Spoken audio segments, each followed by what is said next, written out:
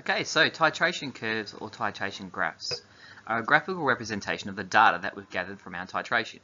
What they show us is how the pH changes when a reagent is added over time. What we can do is we can interpret the data and see the difference between strong acid, strong base titrations, weak acid, strong base titrations, strong acid, weak base titrations, or weak acid, weak base titrations. They're all a bit different. And we can really quickly recognize what was the titration by looking at the shape of the graph. We can predict what was in the burette, what was in the conical flask, and we can pick the endpoint out from the data that we get from these graphs. We could either get real life data or we can get simulated data and we can have a look at it. So let's see how these work. Okay, so first of all, a titration graph, just as I said, is a graphical representation of real life data. It shows how pH changes as more reagent is added from the burette. Okay, so look, here's some data. What does this data tell us? Well, what it tells us is a number of different things. First of all, we've got, this is a sodium hydroxide hydrochloric acid titration. What we start off with is hydrochloric acid in our conical flask, and we're adding to it sodium hydroxide. So what we notice, first of all, is that we've got the data shows how the concentration of hydrogen ions changes over time, because that's what measuring the pH is. Now, pH is a logarithmic scale, you've got to remember that.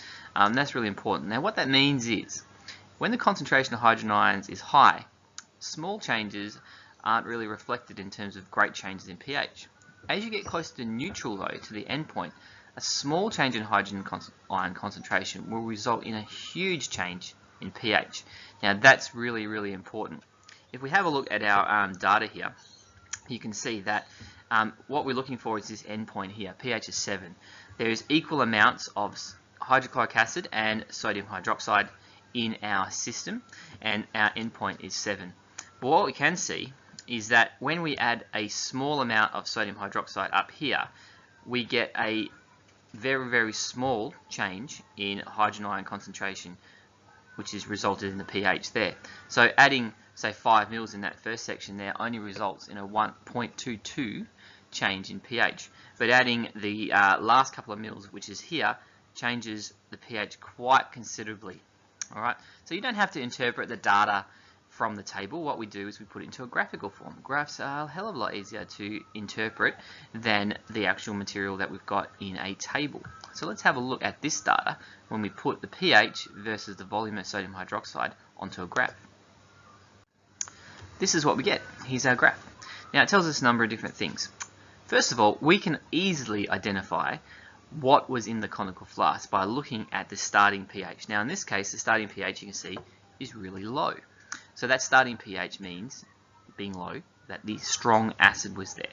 We can see what was in the burette. The pH is increasing as we add material from the burette, and eventually we end up with an excess. So obviously the sodium hydroxide had to be there. What other important things do we get from this graph? Well, the endpoint or equivalence point. Now these different terms. Equivalence point is when there's the perfect amount of one reagent, let's say hydrochloric acid, added to the perfect amount of the other reagent, sodium hydroxide. So they've actually got a perfect neutralization. That's the point of inflection of this graph. So on this one, there, that's the equivalence point. We want our indicator, when we choose one, to change color as close to that equivalence point as we can possibly get. Now this graph, you can see that early on in the graph, we've got very little change of pH. Then we have a very rapid change of pH in this zone here. That's literally 1 or 2 drops. We're going from below 4, which is here, up to above 10, which is there, with 1 drop. That's what our pH curve can tell us. This is what we want to look for. This rapid change is why the indicators work the way they do. So that one there is where we have a strong acid in the conical flask and we're adding a strong base from the burette. I could easily have flipped it around and had the strong base in the burette, in the conical flask, and the strong acid in the burette. You can see the graph's changed. Alright, so the previous graph, what we had was we had a low starting point. This one we've got a very high starting point, so way up there. And it has there, but the same shape. Strong acid, strong base titrations have a very almost straight portion up here and a straight portion down there and a very steep change of pH, rapid change of pH. Now if we look at other situations, for example this one, and this one would be a strong acid again in our conical flask, and we're adding a weak base, in this case ammonia, from it. So it's a little bit different. It's not as flat, it's a lot more squished, so the doesn't go from say 2 to up to 12, we're only going up to about just before 10 on this particular graph. And what we've got is we've got a change of pH as the base is added to the hydrochloric acid, and that's still shown in this portion here. But what we've got is less height. We've also got a bit of an angle here on the change point, the equivalence point. So it's not as good with our indicator change point. Okay, so that's what we get when we have a weak base and a strong acid. The graph is squished down, so it's like this. So it was like that, now it's squished down. That's one of the characteristic things. And we can still predict what was in the burette and what was in the conical flasks if we have a look at our graph, and you can see that there. All right, so that's quite a difference from the previous graph that we've seen. Another type of graph we can get is a weak acid, weak base titration. Now we can't use indicators for weak acid, weak base titrations because there is the endpoint / equivalence point.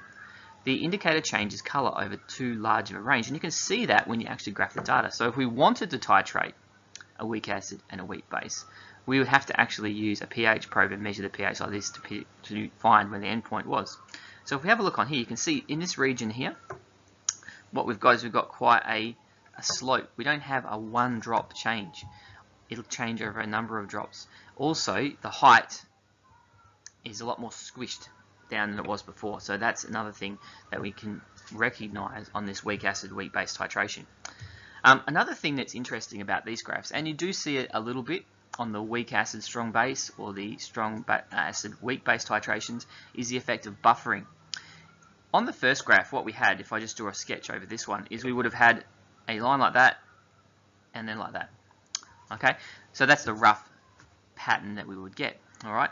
Now, what you get in this graph is something quite different. You can see here that we've got this sort of curved section like this. What's happening in this section? These are the buffering zones. We've got a weak acid and a weak base.